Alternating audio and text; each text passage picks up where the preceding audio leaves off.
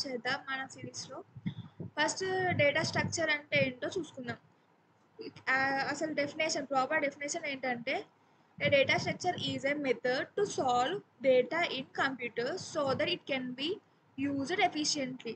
మనం డేటా అన్నది ఎఫిషియెంట్గా యూజ్ చేయడానికి డేటా స్ట్రక్చర్ అనేది ఒక మెథడ్. ఆ డేటాని మొత్తం ఒక ఆర్గనైజ్డ్ వేలో పెట్టడానికి డేటా స్ట్రక్చర్స్ అనేది మనం యూజ్ చేస్తాం. ఇంకా వాటి అప్రోచెస్ మొత్తం డీటెయిల్గా తెలుసుకుందాం ఇప్పుడు. The study of data is organised in memory. మనం ఏదైతే డేటా ఉంటుందో అదే ఇందాక చెప్పినట్టు డేటా అన్నది మొత్తం ఆర్గనైజ్డ్ వేలో మెమొరీలో పెట్టుకుంటుంది అది. So how efficient the data can be stored in memory. ఎంత ఎఫిషియెంట్గా అంటే మనకు టైం, ఇప్పుడు ఏదైనా ఒక పేజ్ ఉంది, అది లోడ్ కావడానికి చాలా టైం పట్టింది అనుకో, మనకి ఏమనిపిస్తుంది, అంత మంచిగా అనిపించదు మనకి. అది తొందరగా రిట్రీవ్ కావడానికి, తొందరగా రావడానికి ఈ డేటా అన్నది మెమొరీలో ఎంత ఫాస్ట్గా, ఎంత ఎఫిషియెంట్గా, నీట్గా, line by line, order by order మనం ఎప్పుడు అడిగినా తీసి ఇచ్చేటట్టు పెట్టుకుంటుంది. How data can be retrieved and manipulated అంటే మనం ఏదైతే డేటా, ఇప్పుడు ఫర్ సపోజ్ మనం ఒక డేటా తీసుకున్నాం, దాన్ని డిలీట్ చేయాలనుకున్నాం.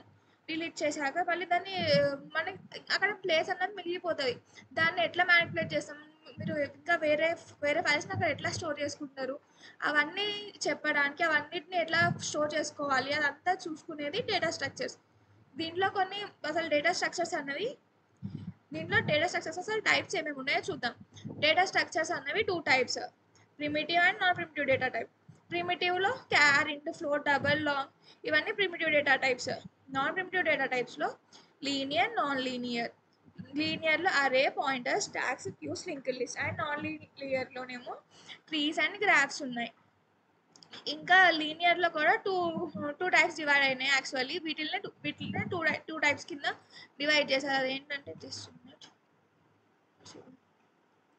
యా, ఇక్కడ మీరు చూసినట్టయితే లీనియర్ డేటా స్ట్రక్చర్, దీన్నే 2 టైప్స్ కింద, structure data type, dynamic data structure కింద టూ టైప్స్ కింద డివైడ్ చేస్తారు.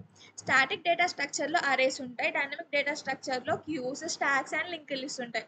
అండ్ నాన్ లీనియర్ డేటా స్ట్రక్చర్స్లోనేమో ట్రీస్ అండ్ గ్రాఫ్స్ ఉంటాయి.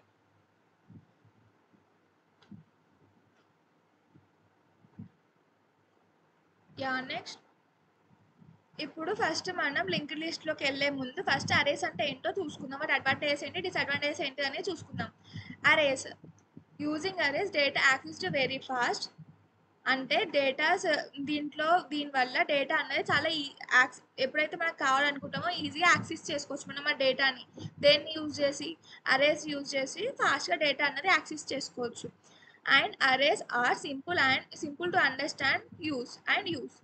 అంటే అరేస్ అనేవి చాలా సింపుల్గా ఉంటాయి యూజ్ చేయడానికి. ఏదైనా మనం కోడ్ చూసినా కానీ ఏం చేసినా కానీ చాలా ఈజీగా ఉంటుంది అర్థం చేసుకోవడానికి, కానీ మనం ఏదైనా కోడ్ రాయడానికి కానీ మొత్తం అంతా ఈజీగా ఉంటుంది.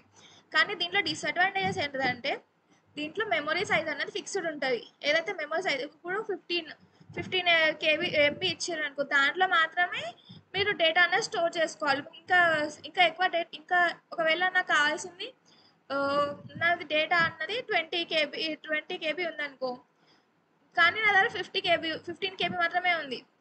15 KBలో ఇంకా 5 KB అన్నది వేస్ట్ ఇంకా 5 KB అన్నది డేటా అన్నది నాకు పట్టదు. అది ప్రాబ్లం, దీంట్లో డిసడ్వాంటేజెస్ అది. Once the size is fixed, the size cannot be deallocated. నేను చెప్పినట్టే ఒకవేళ ఒకసారి సైజ్ అన్నది ఫిక్స్ అయిందనుకో, మళ్ళీ దాన్ని మాడిఫై చేయడానికి రాదు. ఇంకా array items are sorted continuously, but sometimes continuous memory allocation may not be available. ఇది కంటిన్యూస్ మెమరీ అలొకేషన్ అంటే ఏంటి, కంటిన్యూస్గా మెమరీ అనే స్టోర్. దీంట్లో ఏమేమి ఉంటాయి, ఫిక్స్డ్ అండ్ వేరియబుల్ ఉంటాయి. ఫిక్స్డ్లో ఏముంటుంది, internal fragmentation and external fragmentation, అంతా సపరేట్ పార్ట్ కంప్యూటర్స్లో, అంతా ఓఎస్లో ఉంటుంది అంతా. అరేస్ ఆర్ కంటిన్యూస్గా, యాక్చువల్గా అరేస్ అనేవి కంటిన్యూస్గా స్టోర్ అవుతూ ఉంటాయి. కానీ కొన్నిసార్లు ఒకవేళ అవైలబుల్గా లేనప్పుడు మాత్రం అటు ఇటు మొత్తం డిస్టర్బ్ అవుతాయి అన్నమాట దీంట్లో.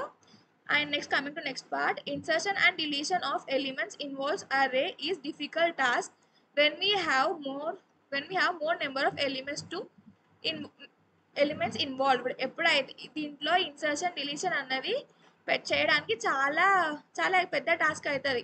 ఎందుకంటే అరేస్ అంటే కంటిన్యూస్గా మొత్తం ఇట్లా ఒకదాని తర్వాత ఒకటి ట్రావెల్స్ అయ్యుకుంటూ ఉండాలి.